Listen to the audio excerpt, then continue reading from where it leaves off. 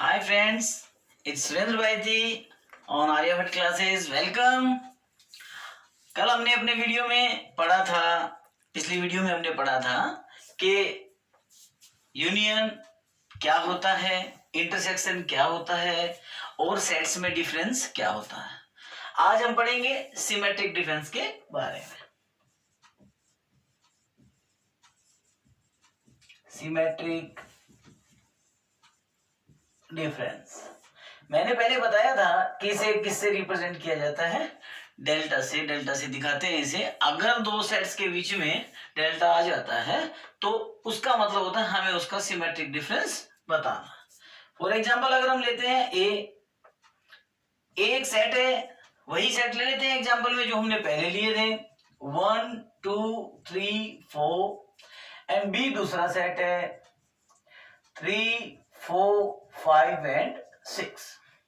अगर सिमेट्रिक की बात करते हैं तो ए सिमेट्रिक बी, जब ए सिमेट्रिक बी को पढ़ते हैं तो इसका मीनिंग क्या होता है। सिमेट्रिक का मतलब होता है कि हमें केवल उन एलिमेंट को यूज करना है जो दोनों में कॉमन नहीं है और दोनों के ही एलिमेंट को काम में लिया जाएगा। यानी ए सिमेट्रिक बी का मतलब होता है हमारा आंसर हुआ 1 2 5 और 6। कैसे आया सर, इसका नियम क्या है, सीधा ही लिख दें? नहीं, इसके लिए अपने पास फॉर्मूलाज भी हैं। सिमेट्रिक के दो फॉर्मूला भी काम में लिए जाते हैं। एक फॉर्मूला होता है A union B minus A intersection B. एक तो ये फॉर्मूला होता है, इस फॉर्मूला के द्वारा हम सिमेट्रिक कैलकुलेट कर सकते हैं। दूसरा फॉर्मूला होता है A minus B union B minus A. इसके द्वारा भी हम क्या कर सकते हैं, सिमेट्रिक निकाल सकते हैं। आप देख लीजिए, अगर हम ए यूनियन बी निकालेंगे तो ए यूनियन बी हमारे पास क्या आया, देखिए ए यूनियन बी हम पहले कैलकुलेट कर चुके हैं 1 2 3 4 5 और 6 पहले फॉर्मूला के अकॉर्डिंग।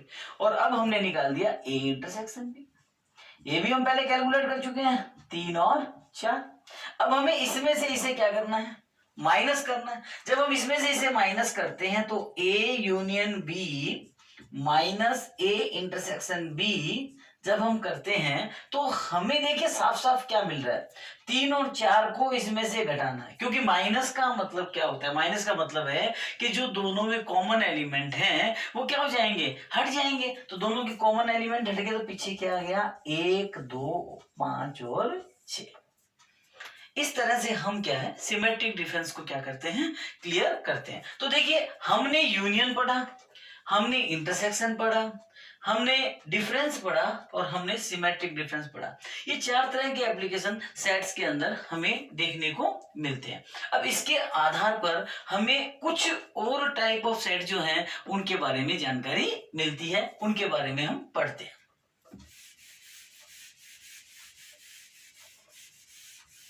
सबसे पहले हम पढ़ेंगे यूनिवर्सल सेट।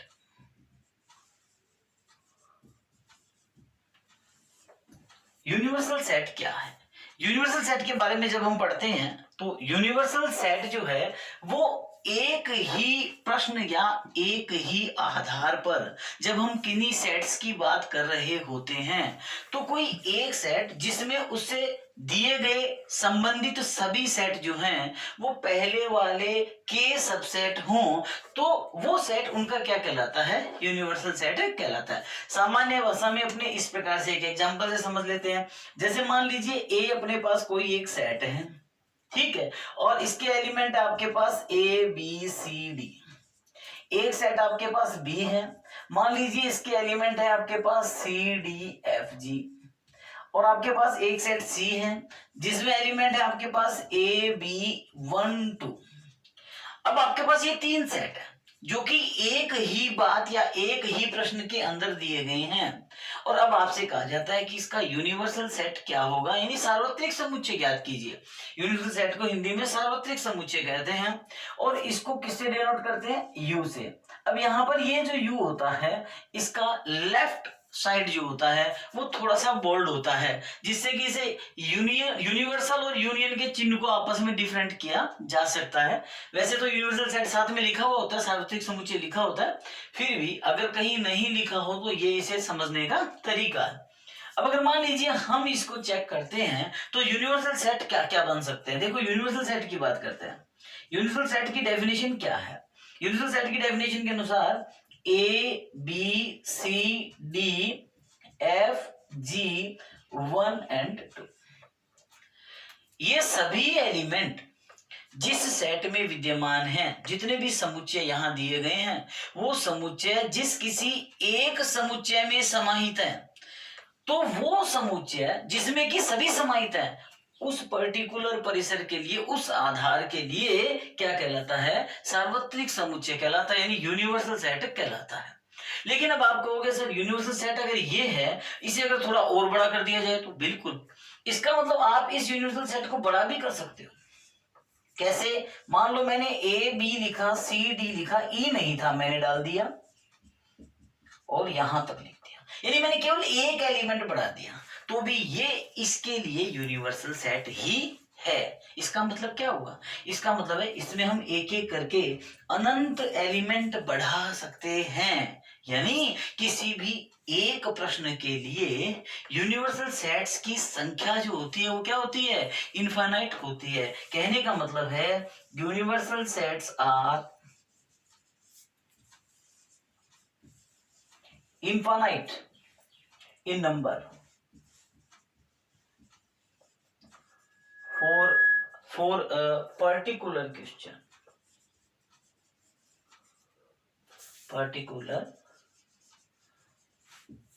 एक पर्टिकुलर क्वेश्चन के लिए यूनिवर्सल सेट जो होते हैं वो क्या हो सकते हैं? इनफाइनाइट हो सकते हैं। अब हम बात करते हैं इसके आगे, क्योंकि हमने एप्लीकेशंस पढ़ ली है, तो अगला सेट जो लेते हैं वो हम लेते हैं कॉम्प्लीमेंट्री सेट। देखिए कॉम्प्लीमेंट्री सेट क्या है?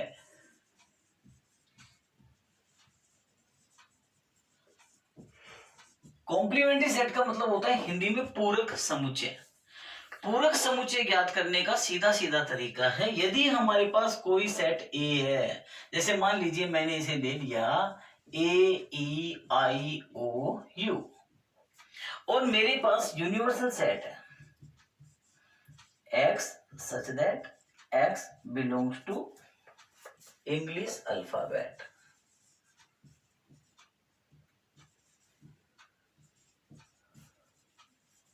Letter of English alphabet, sorry, ये मैंने बना दिया। इसका मतलब सारा अल्फाबेट जो है वो यूनिवर्सल है और ये ए है। अब हमें जो पूरक यानी कॉम्प्लीमेंट्री सेट निकालना है उसे हम कहते हैं ए कॉम्प्लीमेंट्री। ए के ऊपर सी के चिन्ह से ए कॉम्प्लीमेंट्री निकाला जाता है, या डैश का चिन्ह भी लगाया जाता है। कई जगह हम क्या लगाते हैं? डैश का चिन्ह भी लगाते हैं, बहुत सी किताबों के अंदर ए डैश होता है। तो इसका सीधा सीधा मतलब होता है यूनिवर्सल माइनस ए, यानी यूनिवर्सल सेट में से ए को क्या कर दीजिए? घटा दीजिए। जो बचा हुआ सेट है वो क्या आएगा? ए डैश आएगा।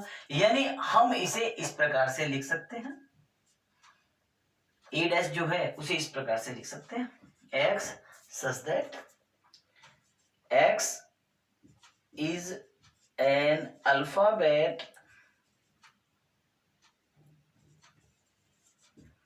of English but not a vowel। A I O U vowel है, लेकिन ये एक्स वोवल नहीं है। बाकी इंग्लिश का क्या है? अल्फाबेट है। दैट इज मीन टू से कि इसमें से इसे हमने क्या कर दिया है? लेस कर दिया। तो इस प्रकार से हम कॉम्प्लीमेंट्री सेट लेते हैं। अगर हमें किसी भी सेट का कॉम्प्लीमेंट्री निकालना है तो उसे हमेशा यूनिवर्सल में से क्या किया जाता है? सब्ट्रैक्ट किया जाता है, लेस किया जाता है। तो इस प्रकार से हमने अपने सेट्स में कॉम्प्लीमेंट्री पढ़ लिया और हमने साथ ही साथ क्या पढ़ लिया? यूनिवर्सल सेट पढ़ लिया। एक सेट और आता है हमारा, वो होता है डिसजॉइंट सेट।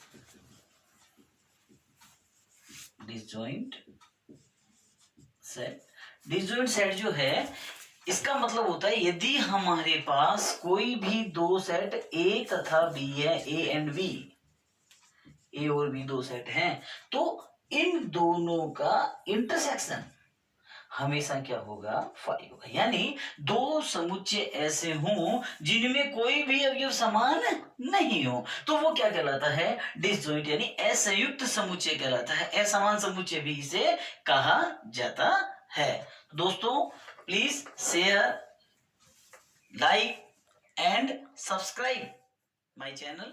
Thank you.